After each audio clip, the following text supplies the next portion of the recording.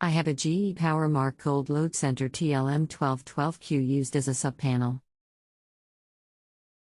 It was installed as part of the new house construction in 1999 here in Austin, Texas. The panel has room for 24 half-inch breakers, but only 22 spaces are utilized. The panel has only 12 spaces to land the neutrals, and 10 of those spaces are double-lugged. I know that is not the best practice, unless the panel is approved for that use. But it obviously was designed that way and surely passed the initial home construction inspection. During a recent home inspection, the inspector said that it was not legal and that it would need to be corrected. Seems to me that might not be true. Can that panel have the neutrals double-lugged? Welcome. My name is XXXXXXXXXX would be glad to assist. It is against the National Electric Code to double-lug the neutrals. The home inspector is correct. It has been that way for many, many years. I looked up your panel, and it states this: single-phase, 3-wire. 125A, 120/240ths of a volt AC. Which means, it is 3-wire panel, there is no ground bar from the factory. If a ground bar is needed because it is a subpanel, then you buy a separate bar and install it to the CAN itself and connect the grounds to that bar. If a ground bar come from the factory, it would be rated as a 4-wire, 125A, 120/240 vac. On yours, it appears they remove the crossover that connects the right and left sides together. This is a no-no, that is how the panels are designed, not with one for neutral and one for ground. That crossover gives you 2 neutral bars in the panel, which is adequate to land 22 circuit neutrals if needed. It appears the installer just didn't put in a separate $5 ground bar. Ground should be connected to the metal CAN itself, not on top of the insulated bar like the neutral. The bar that the ground wires are connected to is not allowed, it isn't attached to the CAN. If the crossover is still there, it should be redone ASAP with removal those grounds as they are connected to the neutral wires. I do not believe the inspector looked at the panel if there was an inspection called for on the installation. The inspections department. Don't look at everything. Unfortunately, I have seen jobs where they looked at practically nothing. The electrical contractor is the one responsible and not the county or city inspections. Sounds strange, but it is the way it is done. Inspectors cannot look at everything on new home, if that was when it was installed. They look at random points and areas. Unfortunately, they should always look at the main service and any panels. I do not know who dropped the ball, but they did.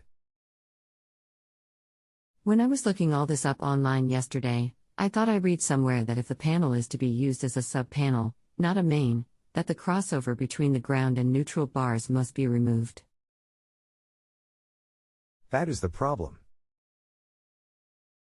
It is not a ground bar to start with, it is the second neutral bar. You never remove the crossover on the neutral bars. The neutral bar is set up on insulators and so it never touches metal. Ground bars only touch the metal and never in contact with the neutral. Otherwise it can become dangerous with 2 paths for a fault to try and short to ground. That is why you install a bar and attach it to the CAN, then terminate the grounds to that new bar. They are only $5 at the supply store. Just a follow-up here. I sent the picture of the panel to a local electrician, one highly rated by Angie's List. Below his reply in whole. Basically, he says the original installation was okay but that it should be upgraded, as described by the expert above.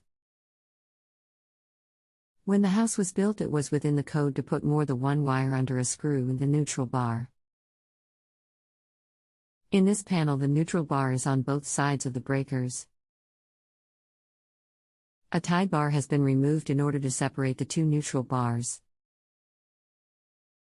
After this is done, one side becomes a ground bar. In order to correct this situation, the ground wires on the left side will need to be removed and placed into a separate ground bar.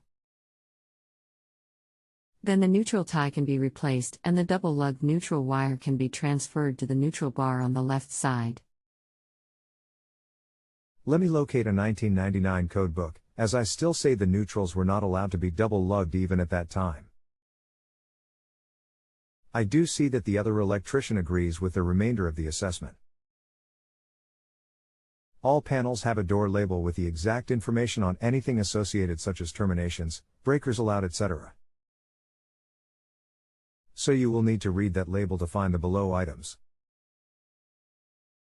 Code states this for 30 years or so at the least, installation to follow any manufacturer's instructions that are part of a listing or labeling now, some definitions so you understand conductors in the NEC.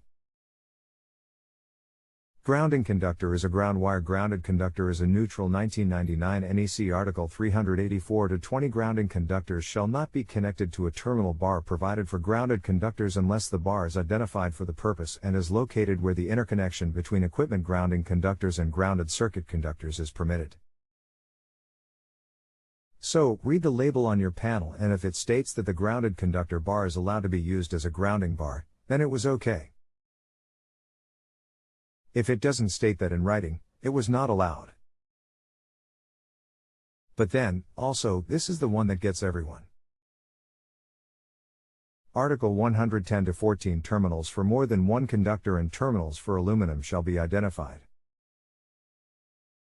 That means again, it must be written on the panel label that two conductors may be installed under one terminal. If it is not on the label, it is not allowed. Since I am unable to find a label that is legible on your panel, you will have to check yours. I will be curious as to what you find, since mine in 1984 didn't allow it. Maybe the other electrician wasn't licensed in 1999, I do not know.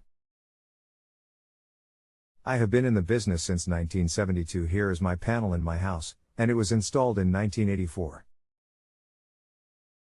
41,326.5769116667. If you have a home improvement or appliance question and want to chat with an expert now, visit JustAnswer.com/YTHI.